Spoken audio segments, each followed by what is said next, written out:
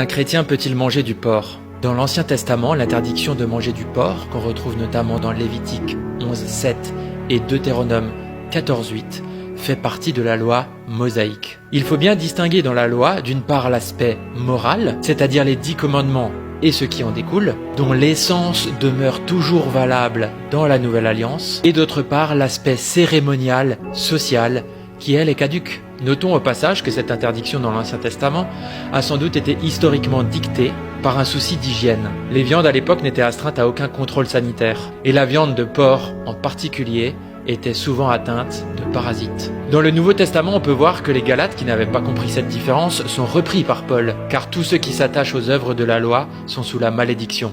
Je vous laisse lire le verset en entier.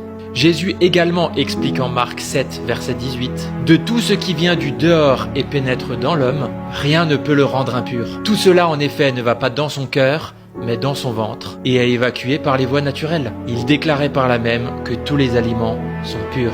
Enfin, Paul redira encore en 1 Timothée verset 4 à 5, « Car tout ce que Dieu a créé est bon, et rien ne doit être rejeté, pourvu qu'on le prenne avec action de grâce, parce que tout est sanctifié par la parole de Dieu et la prière. »